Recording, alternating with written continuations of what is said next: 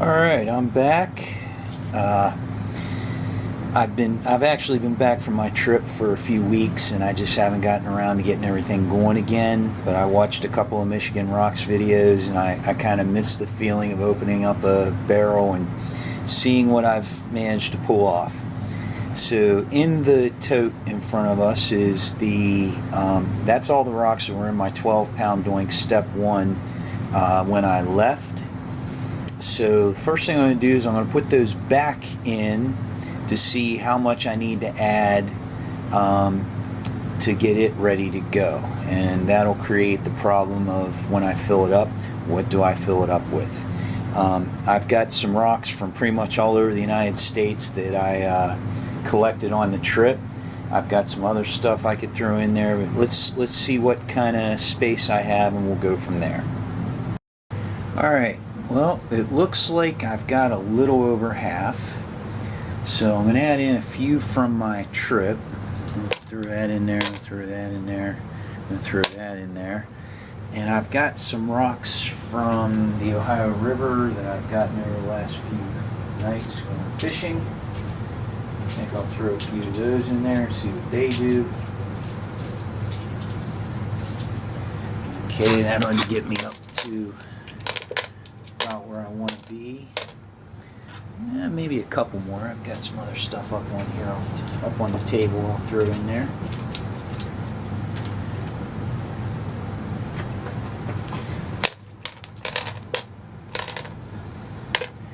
Okay, now we're going to add some grit. I should have had this already, and I didn't. So we're going to add some straight 60 grit. Usually I think I put 6 of these in there. 1, 2, 3, 4, 5, and 6. Okay. Might be time to order some more grit there. I'm gonna put some water almost to the top level of the rocks, the bottom of the top level of rocks. Basically, you sort of fill it up, but not quite enough to cover everything. Leave a few rock islands in there. Okay, so that looks about good there. Okay. This probably makes absolutely no difference at all, but I like to wet the edges of my lid when I put it on. Probably makes absolutely no difference at all, but I'm going to go ahead and do it anyway. Okay, got that on there. Put the top on. This hasn't been used in a couple of months.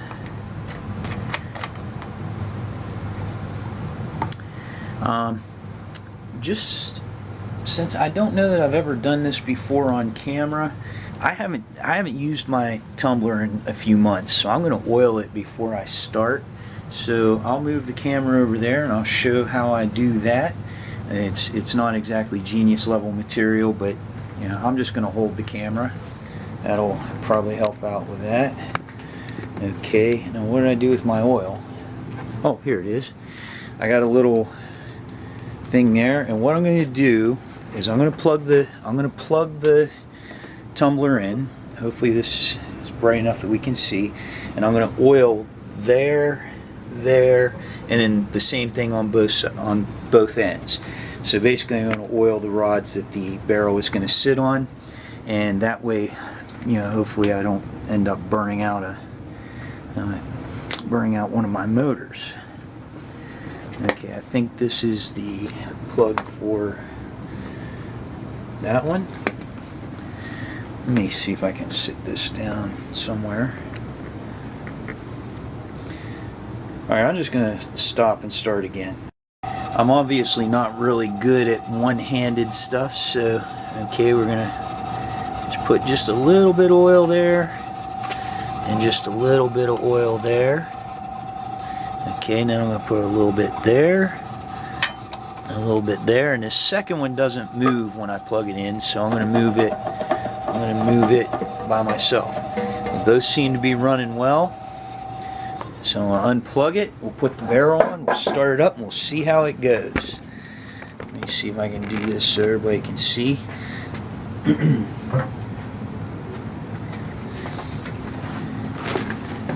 Okay, the barrel is on. I'm going to plug it in. And there we go. We're off and running. And I'll check that in a week. Okay, and now I'm going to kind of move things around a little bit. We're going to take a look at what I got for the Vibratory. Alright, I think I had a misfire there, but I'll probably edit that out. Or actually, you probably can tell from my videos I don't edit. So I probably just won't put that little 1-second video in. When I finished up at the end of, before I left on my trip, here's what I had that I felt was ready to move on. And there are, what, 5, 10, about 16 rocks there. That's not going to fill this up. So I'm going to go ahead and put those in, since those were next. Okay, so they're all going to go in. And I'm sure that's not going to fill this up.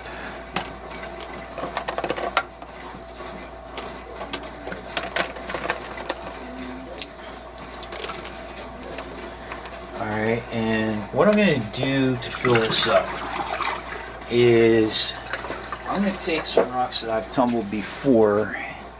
You may have something going on with them. Let me show this. Hopefully we can get it to focus, so we'll see. Okay, if you can see, there's a little white spot right at the bottom there. Okay, and hopefully that is focusing. Let me see if I can get it to.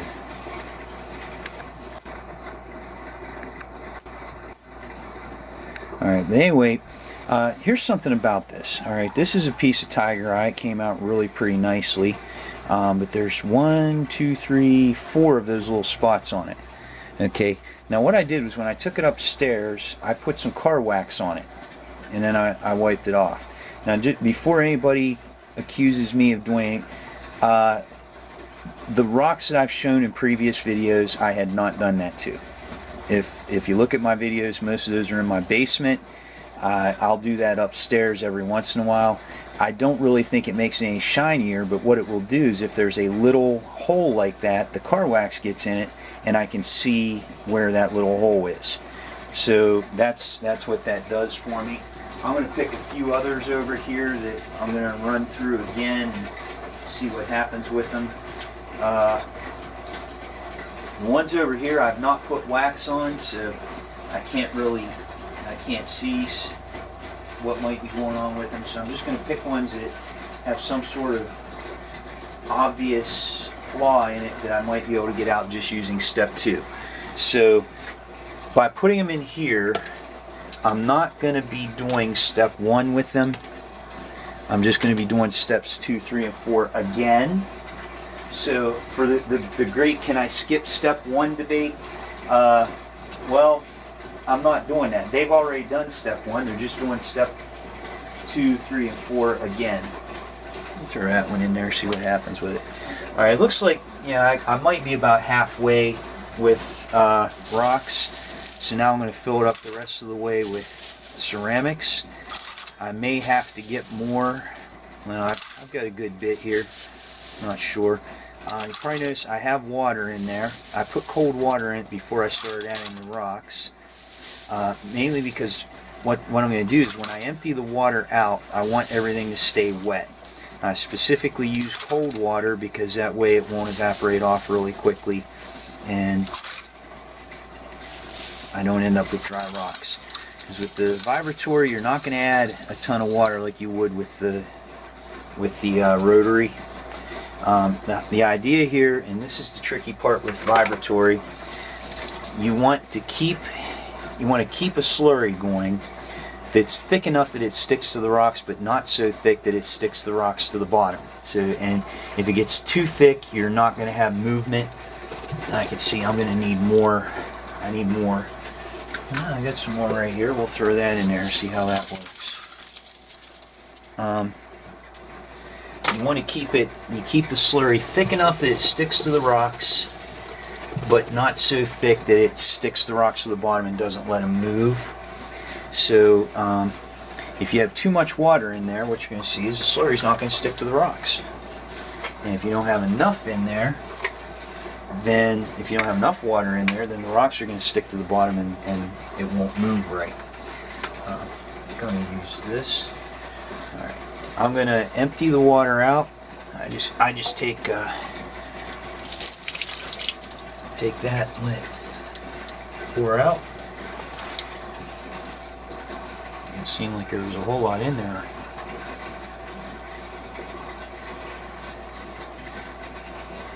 More time just to be sure. Oh, there's some more.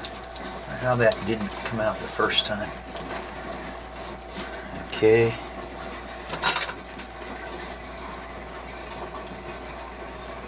Alright, I'm going to move over to the actual tumbler, so I'll stop this for a second and we'll move over. Alright, the noise you hear in the background is the rotary tumbler that you just watched me start if you're watching this video. Now we're going to start up the vibratory. Now here's the thing, when you plug this in,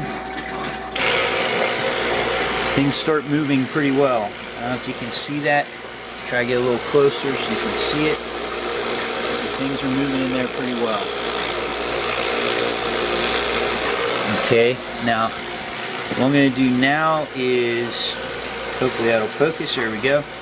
I'm going to add in my grit. This is going to be 2 tablespoons of 120-220.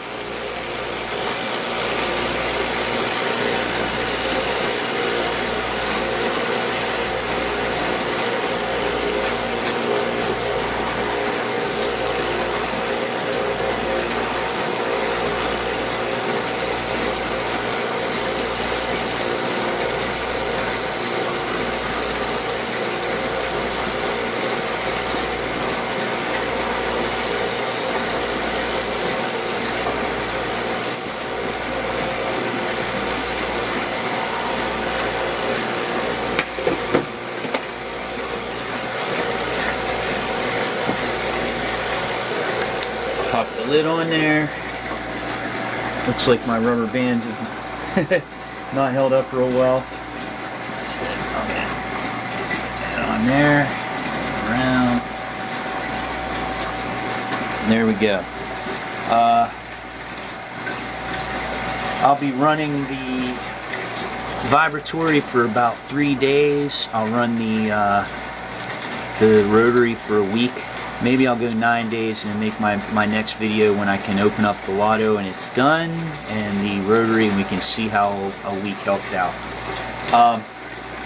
On my trip, I did get to stop at the Rockshed in North Dakota. If anybody's ever managed to be there, if you're watching this video, you've probably ordered stuff from there. I have a little video on my phone. If I can get that over to the computer, I'll add it on at the end. If not, but I did get to go there. It's absolutely worth the stop if you ever get to South Dakota. It's right by Mount Rushmore, not hard to get there at all. Wonderful place. Great place. Alright, well, thanks for watching, and I'll see you in the next one. Alright, if you've done rock tumbling, you've probably ordered from this place. This is the Rockshed in Keystone, South Dakota. And in my travels, if I've gotten to Mount Rushmore, which is right up the road from here, so if you're traveling and you get to Mount Rushmore, you may want to stop here and see firsthand one of the best places to order anything. You can't go wrong with the Rockshed. And I was not paid to do a thing like that, but great place.